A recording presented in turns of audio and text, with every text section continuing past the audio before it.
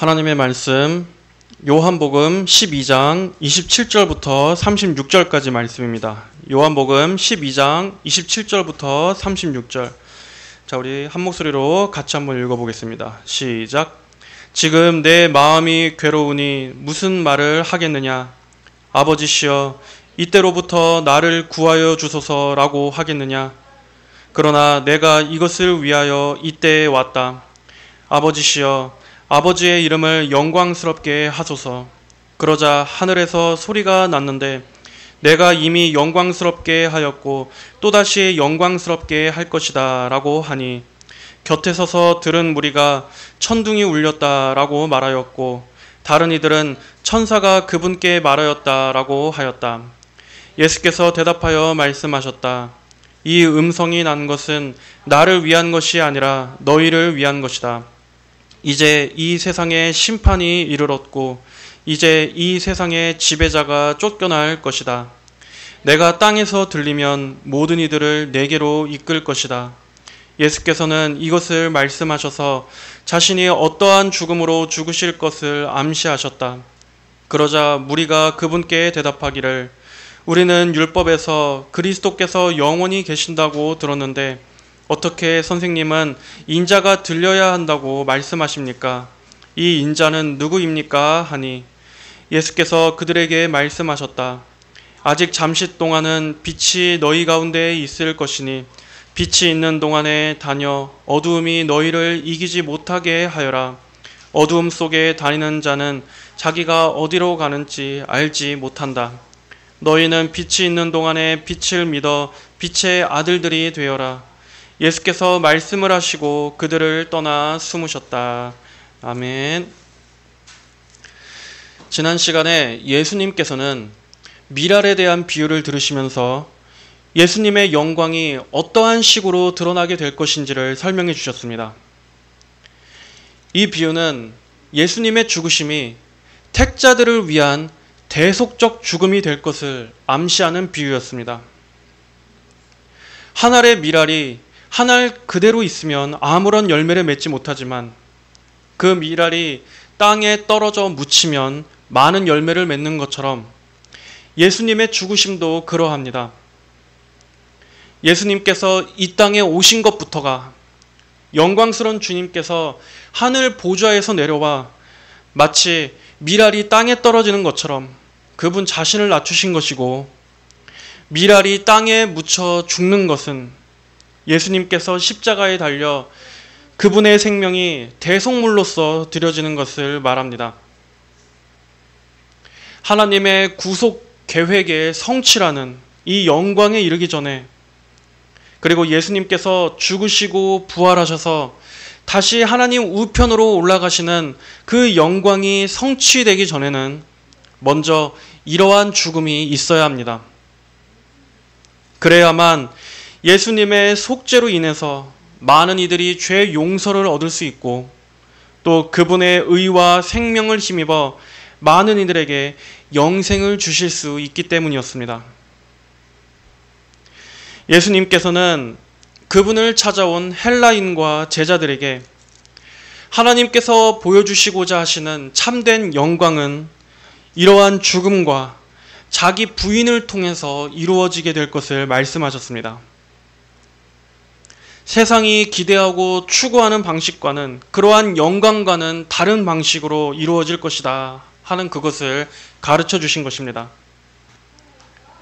또 그러시면서 예수님을 따르고자 하는 참된 제자는 어떠한 것을 각오해야 하는가를 말씀하셨습니다. 자기 목숨을 사랑하는 자는 잃을 것이고 이 세상에서 자기 목숨을 미워하는 자는 영생에 이르도록 그 목숨을 보존할 것이다.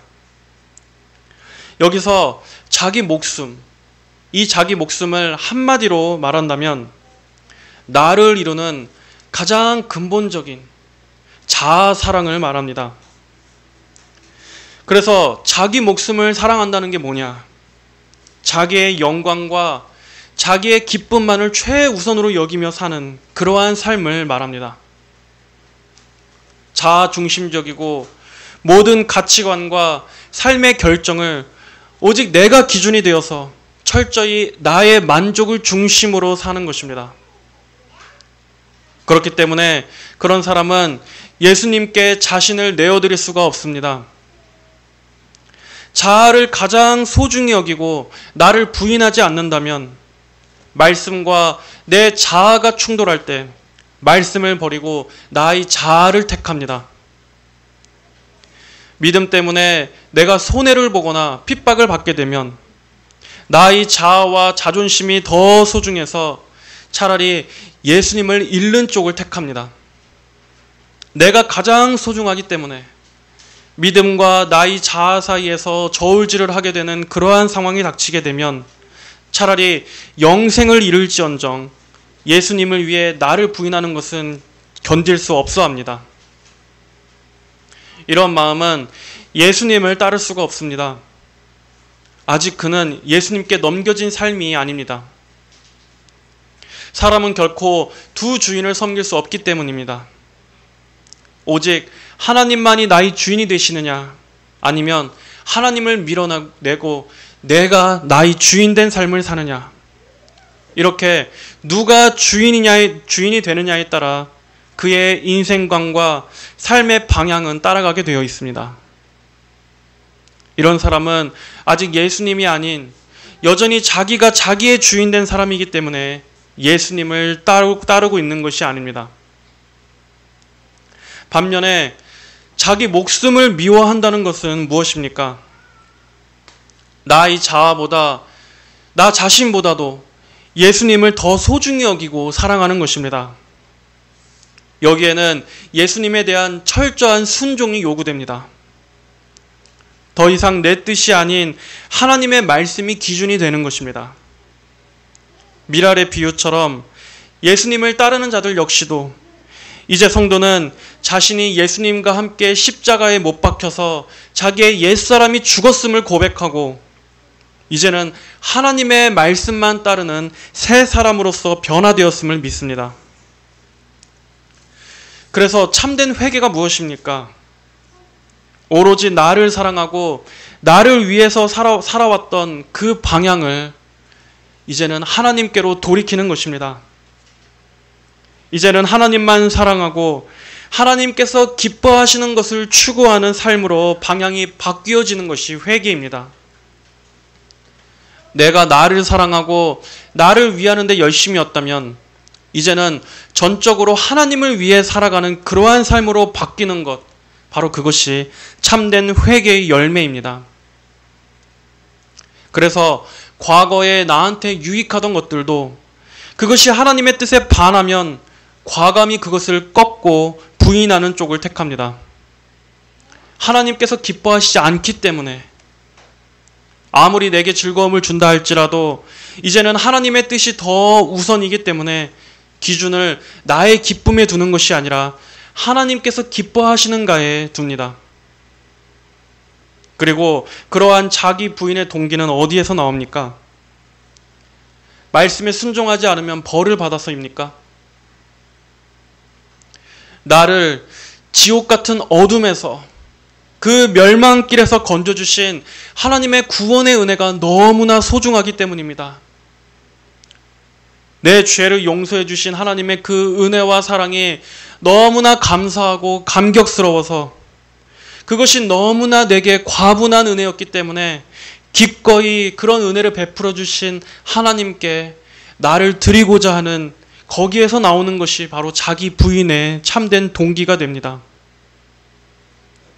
그러므로 그러한 삶은 고되지만 또 힘겹지만 기쁨이 있습니다. 현실의 고난 속에서도 하늘의 위로와 소망이 있습니다.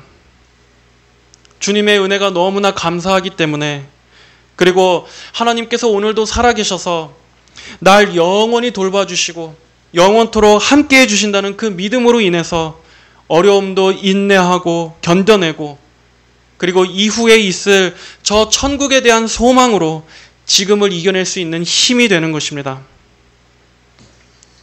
주님 없이 평생토록 나를 위해 살아왔을 때는 오히려 고통뿐이었고 영혼이 목마름에 허덕였지만, 주님께 나를 의탁하고 이제는 내 자신을 예수님께 드리자, 비로소 참된 평안이 임하고 위로부터 오는 세상이 줄 수 없는 신령한 기쁨으로 살게 되는 것입니다.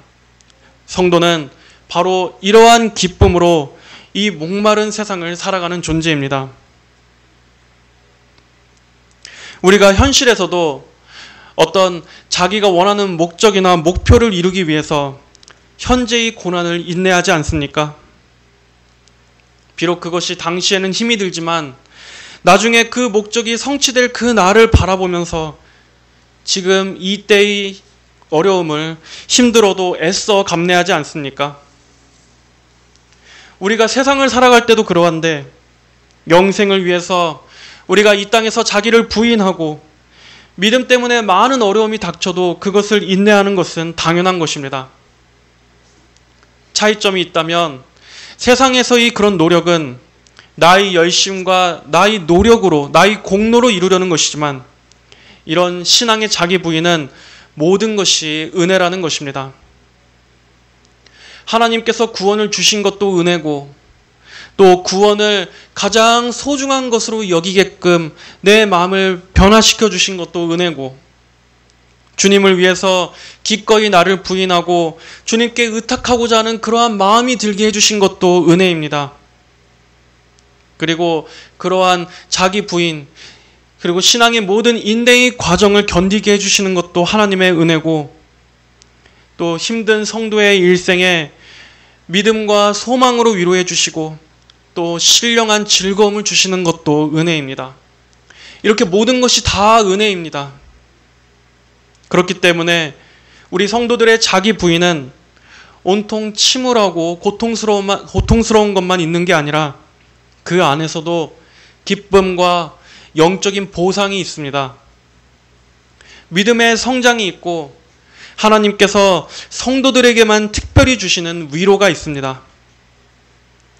바울이 말한 것처럼 그렇게 성도는 이름 없는 자 같으나 유명하고 죽는 자 같으나 살아있으며 징계를 받는 것 같지만 죽임을 당하지 않고 근심하는 자 같지만 항상 기뻐하며 가난한 자 같지만 많은 사람을 부유하게 하고 아무것도 없는 자 같지만 모든 것을 가진 자인 바로 이러한 역설이 우리 성도들에게 하나님께서 하나님의 자녀들에게만 특별히 주시는 영적인 복입니다. 이러한 은혜가 성도가 기쁨으로 자기를 부인하게 해주는 원동력이 되는 것입니다. 이렇게 우리는 자기 목숨을 미워하며 주님을 따르는 것이 참된 성도의 자세라는 것을 살펴봤었습니다. 자, 오늘 본문에서는 이제 십자가의 고난과 죽으심의 때가 다가오자 예수님께서 깊은 마음의 고뇌를 겪으신 것을 다루고 있습니다. 27절 말씀에 예수님은 지금 이렇게 토로하십니다. 지금 내 마음이 괴로우니 무슨 말을 하겠느냐? 아버지시여, 이때로부터 나를 구하여 주소서라고 하겠느냐? 여기서 예수님께서 지금 내 마음이 괴로우니 이렇게 괴롭다고 말씀하신 이 단어의 의미는 그저 단순한 괴로움이 아니라 극심한 번민, 그분의 마음을 뒤흔들게 할 만큼의 엄청나게 무거운 심적 고통을 말합니다. 이 말씀만 놓고 보면 예수님께서 왜 갑자기 이렇게 말씀하셨는지 의아할 수 있습니다. 하지만 바로 이 앞전까지의 내용에서 다루고 있던 것이 무엇이었습니까? 예수님 자신의 죽으심에 관한 말씀이었습니다. 예수님께서 이제 감당하셔야 할 그 막중한 사명이 얼마나 예수님 자신에게도 고통스럽고 무거운 것인지를 지금 예수님께서 나타내 보여주시고 계신 것입니다.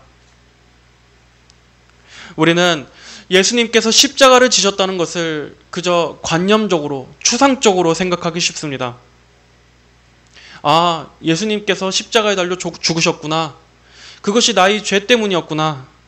그냥 이렇게 무미건조하게 받아들일 때가 많습니다.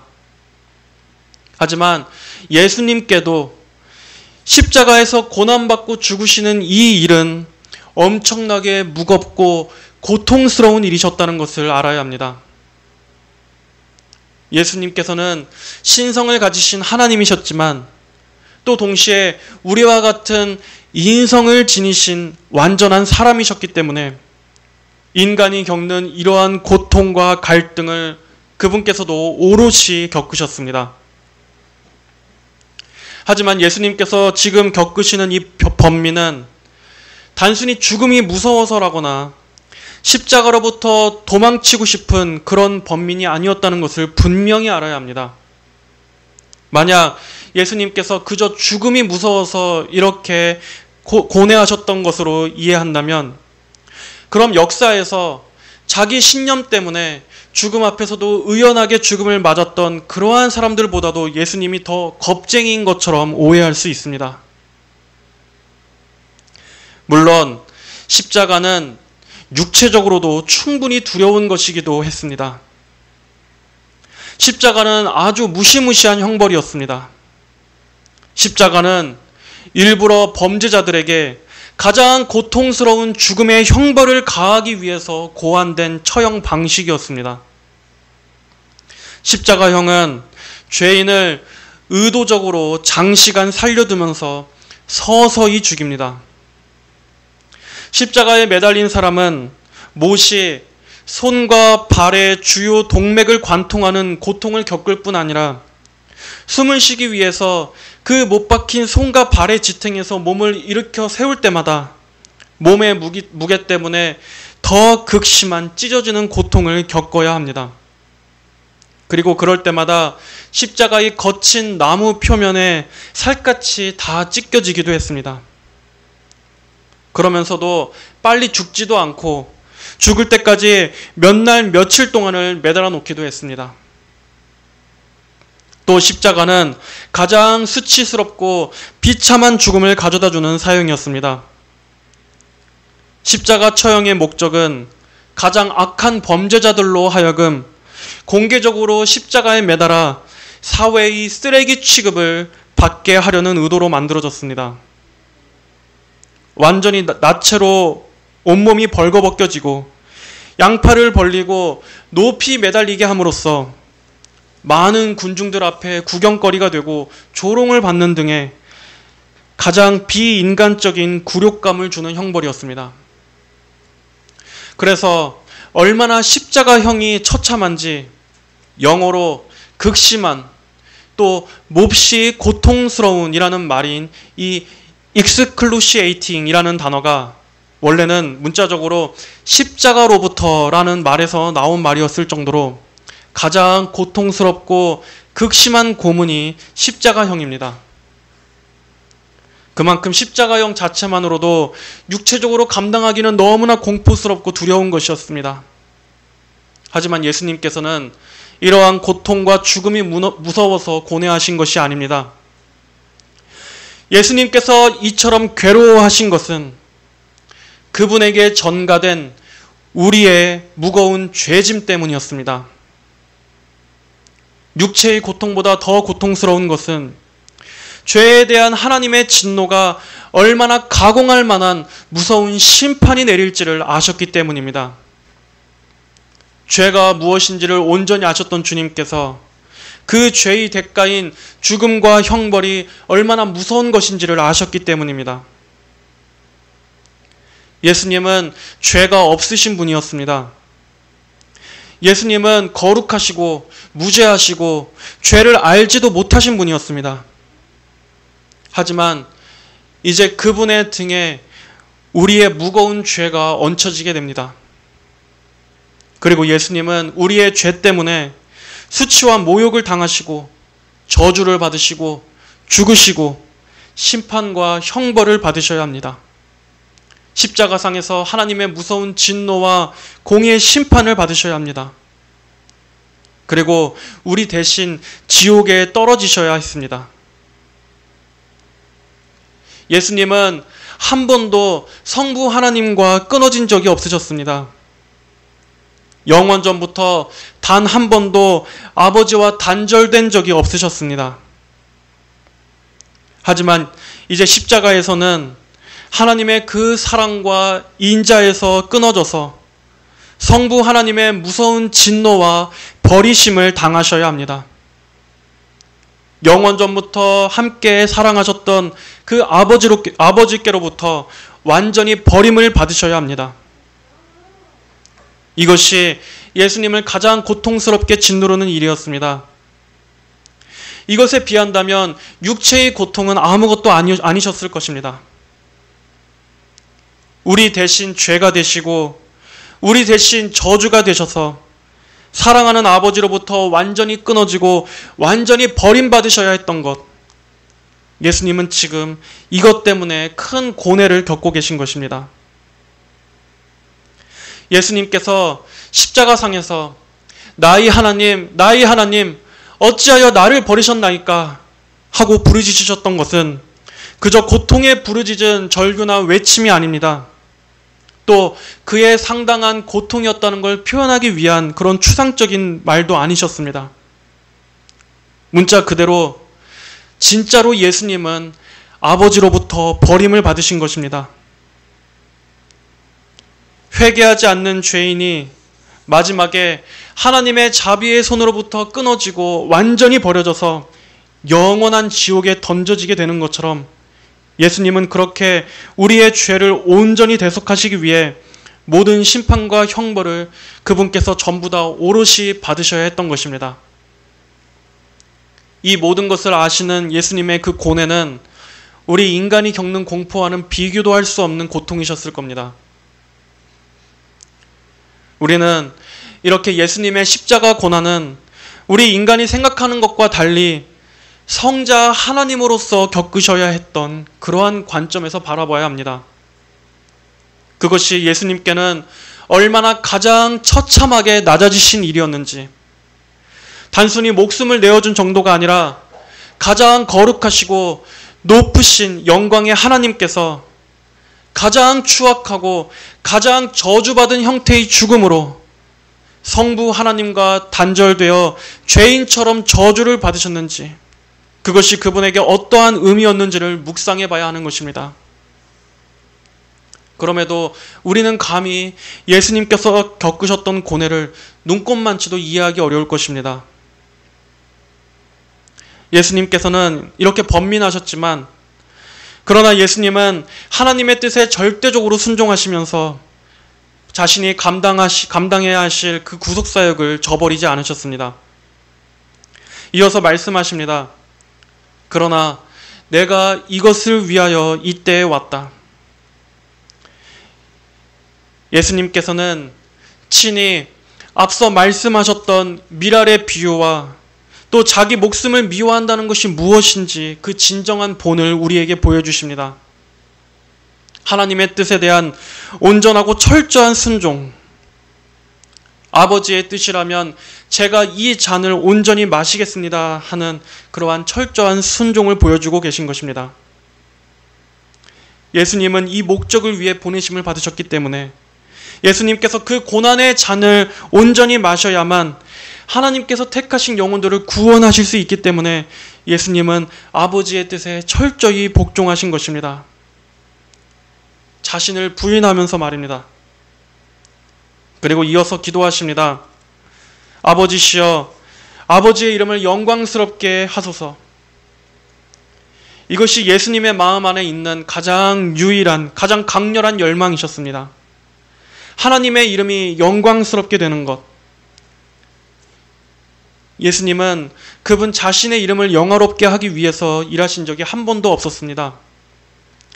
예수님은 언제나 자신이 아버지의 이름으로 왔다는 것을 말씀하셨고, 아버지의 이름이 높여지는 것을 위해 일하셨고, 항상 하나님 아버지께서 영광을 받으시고 존귀해지시는 데에 목적을 두셨습니다. 예수님의 이런 열망을 통해서 우리 성도들이 진정으로 추구해야 할 열망이 무엇인지를 배워야 합니다. 우리 역시도 언제나 하나님의 영광이 우리의 목적이고 하나님께서 영광을 받으시기를 힘써 추구해야 하는 것이 우리 삶의 자세여야 하는 것입니다. 기도도 마찬가지입니다. 기도는 내가 원하는 대로 하나님께서 해주시기를 바라는 게 기도가 아닙니다. 참된 기도란 우리의 삶 가운데서 하나님 아버지의 뜻이 이루어지기를 구하는 것이 참된 기도입니다. 우리의 기도는 고작 내가 원하는 어떤 것을 하나님께 구하고 하나님께서는 그 기도대로 일해 주시기를 바라는 고작 이러한 수준에 머물러 있습니다. 그래서 어떠한 문제가 생기거나 목표가 있을 때 잠깐 열심히 기도합니다. 하지만 대부분의 우리들의 이러한 급한 기도는 어떻습니까? 내가 이미 계획을 다 세워놓고 때도 다 정해놓고 하나님께서 응답해 주시기를 바라는 방식도 다 정해놓고서 하나님께서는 그 일이 성사되게끔만 일해 주시면 된다고 하는 그걸 위해 열심히 기도합니다. 물론 우리는 삶에 닥친 여러한 문제들을 하나님의 은혜와 도우심으로 해결하는 그러한 믿음의 기도가 필요합니다. 그런 기도가 잘못된 것은 아닙니다.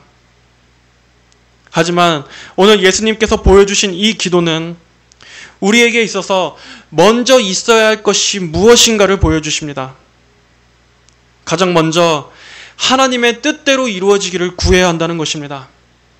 하나님의 뜻이 다스려 주시기를, 설령 그것이 내 생각과 내가 원하는 바와 다를지라도 하나님께서 보시기에 선하게 이끌어 주시고 하나님의 이름이 영화롭게 되는 방식으로 모든 것을 섭리해 주시기를 바라는 것이 참된 기도입니다.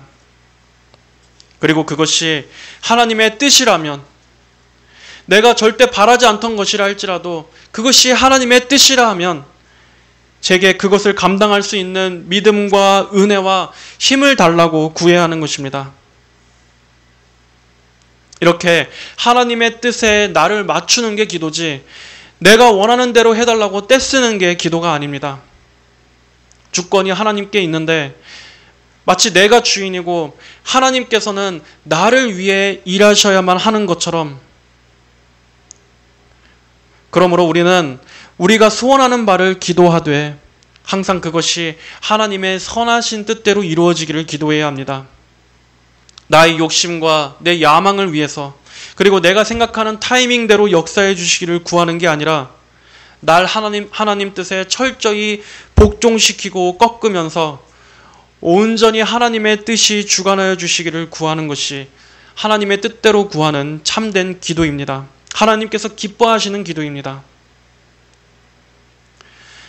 우리 생각에는 내가 기도하고 구하는 대로 다 되면 우리의 믿음이 더 좋아질 거라고 생각되지 않습니까? 그럼 우리는 더 잘 믿을 것 같지 않습니까? 하지만 인간이 참 교활한 게, 내가 원하고 기도한 대로 다 응답받으면 오히려 사람은 교만해집니다. 그 공로조차도 나에게 돌립니다. 내가 믿음이 좋고 내가 거룩하기 때문에, 또는 소위 내가 영빨이 세서 기도하는 족족 다 응답받는 걸로 스스로 착각합니다. 하지만 하나님께서는 우리가 그렇게 교만하게 되지 않게 하기 위해서 우리가 예측하는 방식, 우리가 바라는 그러한 때, 우리의 모든 계획, 우리의 모든 타이밍들을 하나님께서는 다 무너뜨리십니다. 그리고 하나님께서는 우리로 기도의 자리로 불러들이셔서 골방에서 기도로 씨름하게 하십니다. 그리고 당장에는 기도한 것과는 정반대로 응답하시기도 합니다. 그러면서 우리가 점점 내 뜻을 꺾고 철저하게 하나님께 순종하는 것을 먼저 훈련시키십니다. 내 뜻과 내 계획이 중요한 게 아니구나. 하나님께서 어떻게 일하시든지 하나님의 방식, 그분의 일하심을 신뢰하는 게 더 중요한 것이구나 하는 것을 가르쳐 주십니다. 하나님 자체, 그분 자체를 신뢰하는 것. 그래서 점점 더 나에 대한 신뢰를 버리고 하나님을 더 바라보게끔, 하나님께서 이끄시는 것이 가장 선하다는 것을 신뢰하고, 그래서 하나님 보시기에 합당하게 인도해 주시기를 구하는 그러한 식으로 우리의 기도를 바꾸십니다. 하지만 시간이 지나고 나중에 보면 어떻습니까? 내가 구하고 바란 것보다 더 선하게 인도해 주셨다는 것을 알게 됩니다. 결국에는 그 기도가 응답되었다는 것을 알게 하십니다. 다만 내가 원하는 방식과 때가 달랐을 뿐이지 하나님께서는 나의 기도를 들으셨구나 하는 것을 나중에 알게 하십니다. 그러므로 기도가 물론 우리의 간구를 바라는 것도 있지만 하나님의 뜻에 철저히 복종하는 훈련의 의미도 있는 것입니다. 그래서 기도하면 기도할수록 순종할 수 있는 은혜도 부어주십니다. 하나님을 바라보는 믿음과 인내도 강하게 하십니다. 하지만 기도하지 않으면 어떻게 됩니까? 기도하지 않으면 내가 살아납니다. 내 고집이 세지고 내 생각이 강해집니다. 그래서 우리가 항상 기도해야 하는 것입니다. 기도할수록 나는 더 죽고 하나님의 뜻이 서게 됩니다. 나의 고집과 자아는 더 꺾이고 하나님의 뜻을 더 우선적으로 여기게 되는 것입니다. 그래서 순종을 위해서라도 우리 성도들은 항상 기도해야 하는 것입니다. 예수님께서는 이러한 무거운 사명을 감당하심에 있어서도 오직 아버지의 이름이 영광스럽게 되기만을 갈망하셨습니다. 그러자 바로 하늘에서 어떠한 음성이 임합니까?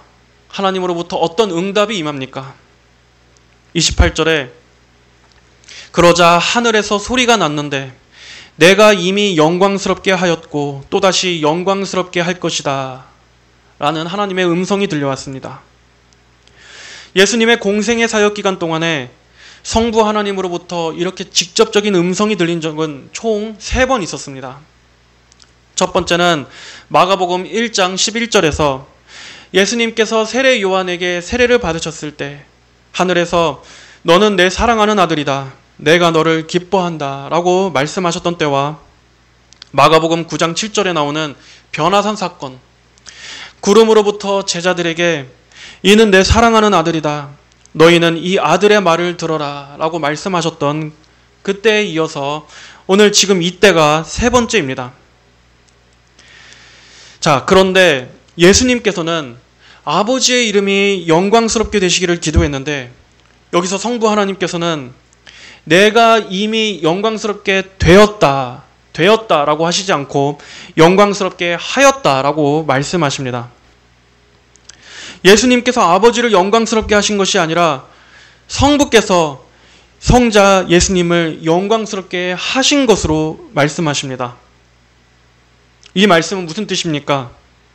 즉 하나님께서 영광을 받으시는 것과 아들이신 예수님께서 영광을 받으시는 것이 동일하다라는 것입니다. 이미 예수님께서는 성육신을 통해서 그리고 그분의 이적들을 통해서 그분의 가르치심을 통해 성부 하나님을 증거하심으로 예수님은 아버지께 영광을 올려드렸습니다. 그리고 하나님께서는 그것을 통해 아들을 영광스럽게 하셨습니다. 그리고 이제 아버지께서는 그리스도의 고난과 죽으심과 부활을 통해서 그리고 승천을 통해 아들을 영광스럽게 하심으로 성부께서도 동일하게 영광을 받으실 것임을 말씀하십니다. 이렇게 예수님의 영광은 곧 성부 하나님께도 영광이 된다는 이렇게 서로 연결되어 있다는 뜻입니다.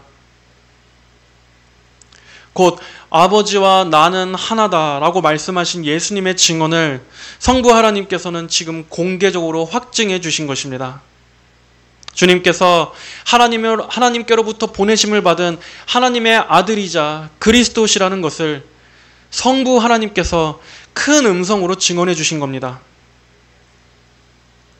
자, 그런데 이 음성을 들은 주변에 있는 무리들은 어떻게 반응했습니까? 29절에 곁에 서서 들은 무리가 천둥이 울렸다라고 말하였고 다른 이들은 천사가 그분께 말하였다라고 하였다.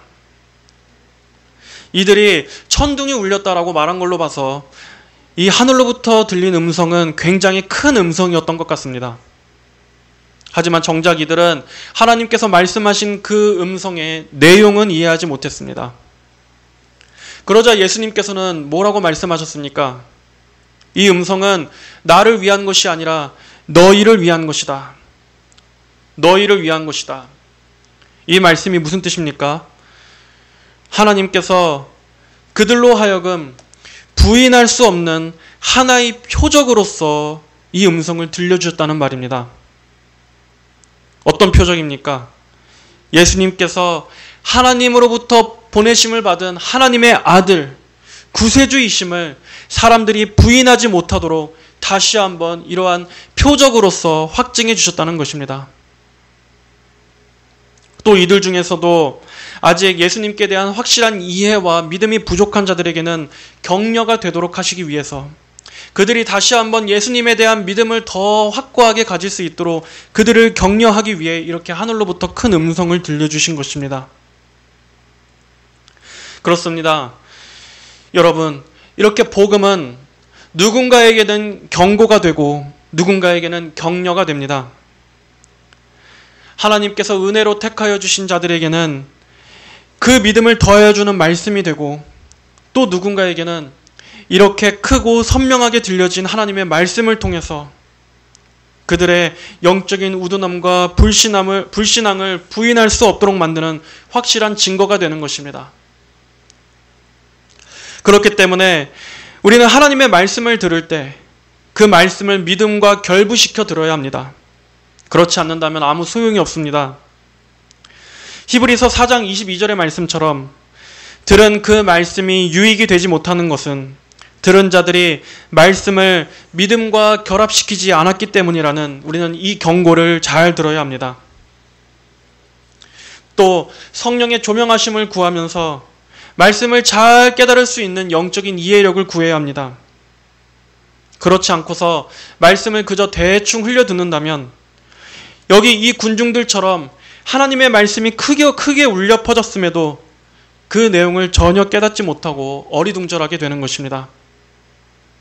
아무리 많은 말씀을 들어도 아무리 많은 설교를 들어도 깨닫는 지혜가 없으면 소용이 없습니다. 그 심령에 전혀 심겨지지를 않습니다. 여기에도 기도가 절대적으로 필요한 것입니다. 말씀을 깨닫는 것과 그 말씀을 믿음과 결부시켜 자기의 신앙이 견고하게 자라나고 세워지는 이 모든 과정에 절대적으로 기도가 필요한 것입니다. 이것은 육적인 일이 아니라 영적인 것이기 때문입니다. 이어서 예수님께서는 또 말씀하셨습니다. 31절을 봅니다. 이제 이 세상에 심판이 이르렀고 이제 이 세상의 지배자가 쫓겨날 것이다. 내가 땅에서 들리면 모든 이들을 내게로 이끌 것이다. 예수님께서는 하나님께로부터 들려진 그 큰 음성이 무엇을 의미하는지를 제대로 이해하지 못하는 군중들에게 다시 한번 하나님의 말씀이 의미하는 바가 무엇인지를 이해시켜 주십니다. 즉 예수님의 죽으심이 가져올 그 결과가 어떠한 것인지에 대해서 세 가지로 말씀하십니다. 첫째는 이 세상의 심판입니다. 이 심판은 역사의 마지막에 있을 종말론적인 심판을 말하는 것이 아닙니다. 예수님께서 십자가에서 구속사역을 성취하시는 그 순간, 다 이루었다라고 말씀하신 그 순간 이미 이 세상에서도 심판이 임합니다. 십자가는 죄에 대한 하나님의 공의와 진노를 보여주십니다. 하나님의 의로우신 심판을 보여줍니다. 동시에 하나님께서 인간에게 베풀어 주시는 자비와 용서를 보여줍니다. 그러므로 그리스도의 십자가를 어떻게 대하는가에 따라서 누군가는 이 세상에서 이미 구원과 영생을 얻고 또 누구는 그리스도의 십자가를 멸시함으로써 그는 이미 이 땅에서 심판을 받게 됩니다. 십자가는 이렇게 사람을 정확히 둘로 나눌 것입니다. 많은 사람들을 높이 들려진 그 십자가를 통해 그들의 죄를 정죄하고 또한 한편으로는 그들이 구원받을 수 있는 이 유일한 구원의 길을 보여주심으로써 십자가에 대한 인간의 태도가 어떠한 거에 따라 영원한 운명이 갈리게 될 그러한 심판이 임하게 됩니다. 또한 두 번째는 이 세상의 지배자가 쫓겨나게 될 것입니다. 이 세상의 지배자는 마귀를 말합니다. 공중 권세 잡은 자요, 이 세상을 지배하고 있는 그 악한 사단 마귀. 물론 마귀는 하나님의 통치 아래 있습니다. 하지만 마귀는 지금 그 제한된 권세로 이 세상에 왕노릇을 하고 있습니다.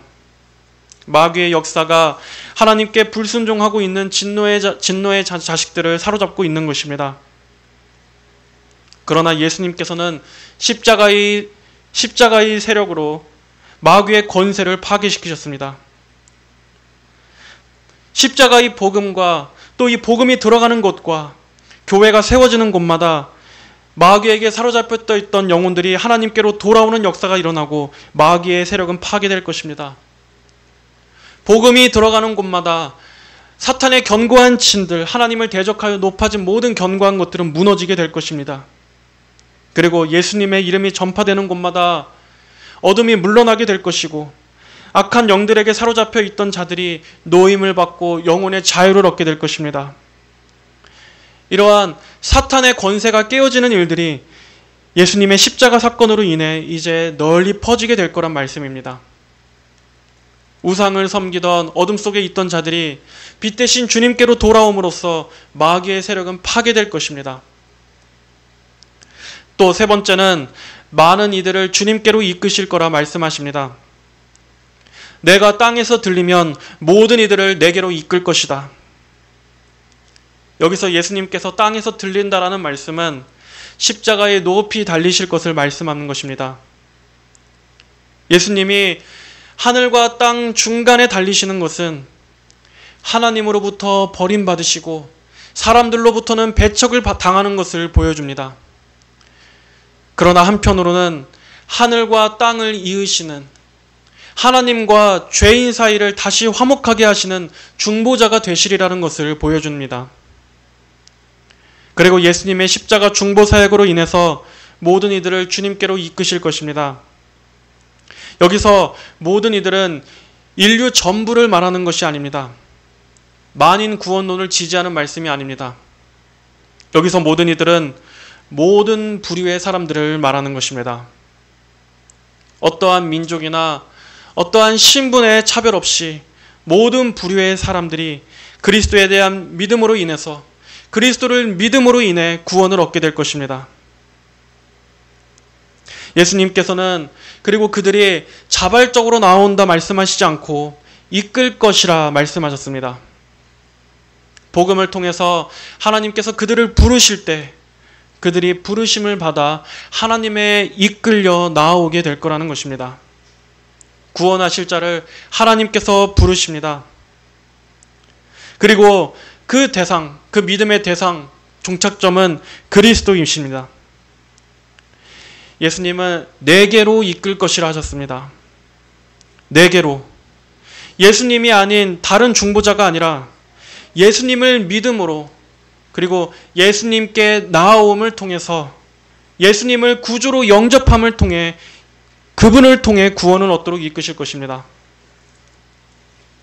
예수님이 죽으심은 이러한 놀라운 변화, 이러한 영적인 놀라운 변혁을 가져올 것입니다. 예수님께서는 이것을 말씀하셔서 자신이 어떠한 죽음으로 죽으실 것을 암시하셨다. 하지만 이 무리들은 이런 주님의 놀라운 말씀에도 불구하고 그들의 메시아에 대한 지식은 단편적이었습니다. 34절에 그러자 무리가 그분께 대답하기를 우리는 율법에서 그리스도께서 영원히 계신다고 들었는데 어떻게 선생님은 인자가 들려야 한다고 말씀하십니까? 인자는 누구입니까? 하니 이 사람들은 메시아가 절대로 죽는 일은 결코 있을 수 없다고 믿었기 때문에 예수님의 말씀을 이해할 수가 없었습니다. 하지만 예수님께서 정복하시고 심판하실 대상은 눈에 보이는 가시적인 나라가 아니라 보이지 않는 영적 나라라는 것을 이들은 몰랐던 것입니다.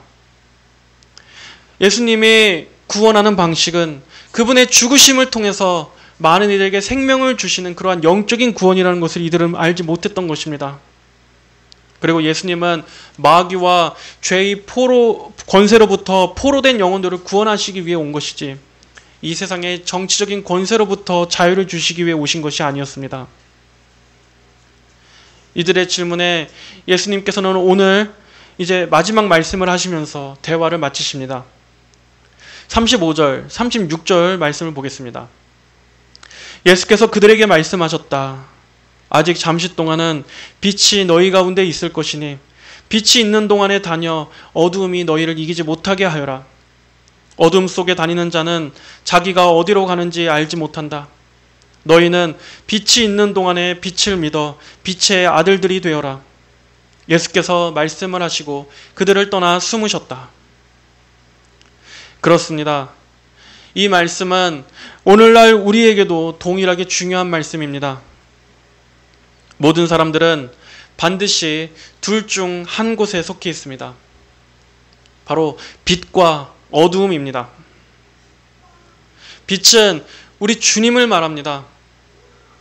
반면에 어두움은 마귀와 마귀에게 속한 것을 말합니다. 빛에 속한 삶은 하나님의 구원함을 입어 그리스도 안으로 들어와 그리스도와 함께 동행하는 삶입니다. 주님을 따르는 사람에게는 이제 더 이상 어둠이 없고 하나님과의 화평한 복된 삶이 있습니다. 그리고 그에게는 영생의 소망이 보장되어 있습니다. 그리고 이미 그 영혼은 어둠에서 빛으로 옮겨졌습니다. 사랑하는 아들의 나라로 옮겨진 복된 삶입니다. 하지만 어두움에 속한 삶은 지금도 여전히 마귀의 지배 아래에서 마귀에게 정복된 삶입니다.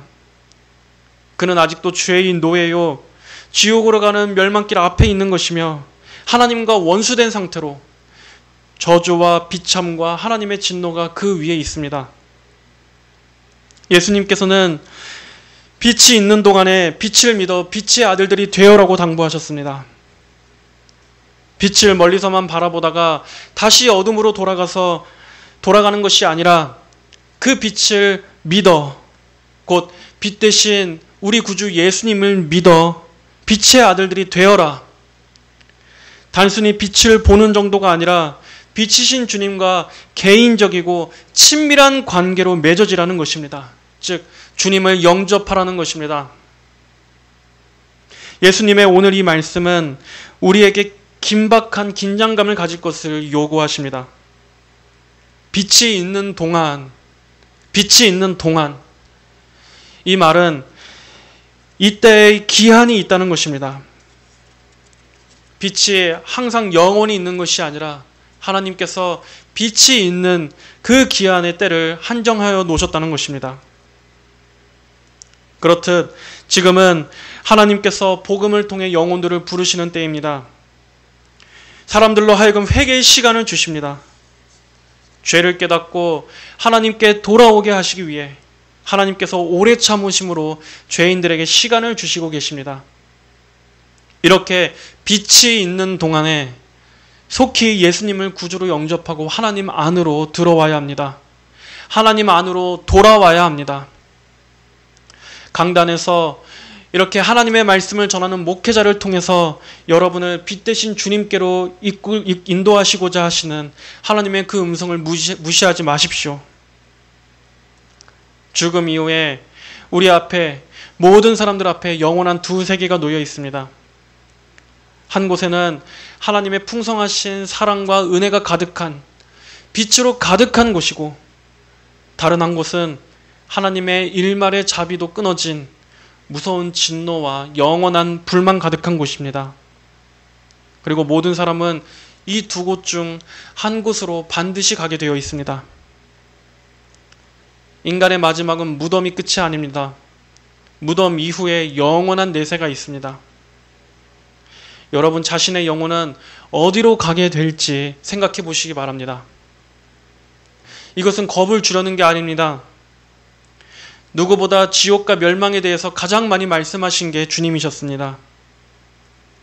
눈이 범죄하게 하면 두 눈을 뽑고, 손발이 범죄하게 하면 손발을 잘라서라도 지옥을 피하라고 말씀하신 게 바로 온유하신 주님이셨습니다. 예수님이셨습니다. 여러분, 예수님의 십자가에 대한 여러분의 관점은 어떻습니까? 여러분이 그리스도의 십자가를 어떻게 보고 있느냐에 따라서, 그 십자가와 여러분이 어떠한 관계를 맺고 있는가에 따라 여러분의 영원한 운명이 갈리게 될 것입니다. 오늘 우리는 예수님의 고뇌와 예수님의 죽으심이 가져올 결과들과 빛이 있는 동안 빛을 믿어 빛의 아들들이 되라는 예수님의 명령을 들었습니다. 예수님께서는 하나님께서 부여하신 이 사명을 감당하시면서 많이 고뇌하시고 큰 근심과 번뇌와 고통을 받으셨지만, 그리고 또 철저히 그 번민을 아무도 없이 홀로 감내하셨지만, 그러나 예수님께서는 끝까지 그 사명을 저버리지 않으셨습니다. 왜 그러셔야 했습니까? 그만큼 영혼의 구원을 무엇보다도 가장 귀중하게 여기셨기 때문이었습니다. 여러분도 그러하시길 바랍니다. 하나님께서 얼마나 영혼이 중하셨으면 하나님이 가장 사랑하시는 아들의 생명을 내어주시면서까지 구원하시고자 하셨겠습니까? 그만큼 우리 인간의 영혼, 하나님의 형상대로 지음받은 우리 한 사람 한 사람의 영혼은 너무나 중한 것입니다. 어둠은, 곧 마귀는 우는 사자와 같이 삼킬 자를 찾아다니고 있습니다. 사람들로 하여금 어두움으로 이끌어서 빛이신 주님께로 나아가지 못하도록 사람들의 발목을 영원한 구원으로부터 잡아 끌어서 지옥으로 향하게끔 이끌고 있습니다. 부디 여러분 자신의 영혼을 소중히 여기십시오. 빛이신 예수님께로 나아오시고 예수님을 붙드십시오. 그리고 계속해서 빛으로 향하십시오. 아직 빛이 있는 이 시간 동안에 부지런히 여러분의 영혼을 깨우십시오. 잠들어고자 하는 여러분의 영혼을 흔들어 깨우십시오. 지금은 복음이 편만하게 퍼져 있는 시대이지만 다른 한편으로는 온전한 복음이 전해지지도 않고 있고, 또 전해진다 할지라도 많은 이들이 하나님의 구원에 무관심한 시대입니다. 그러나 오늘 이 말씀을 들은 여러분은 예수님의 이 말씀을 진리로 믿는다면 여러분 자신의 영혼에 대한 진지함을 가지시고, 그리고 모든 사람 앞에 놓여진 영원한 생명과 영원한 멸망에 대해 깊이 숙고하시길 바랍니다. 그리고 속히 빛 대신 그리스도 안으로 들어오시길 바랍니다. 어둠에서 벗어나서 빛의 나라로, 빛 안으로 들어오시기를 권면합니다. 여러분이 자기 목숨을 미워하면서까지라도 그리스도 안에 있는 영생의 소중함을 알게 되고 그 영생을 침노하여 천국을 침노하는, 그리하여 영원한 생명을 취하게 되시기를 주님의 이름으로 간절히 축복합니다.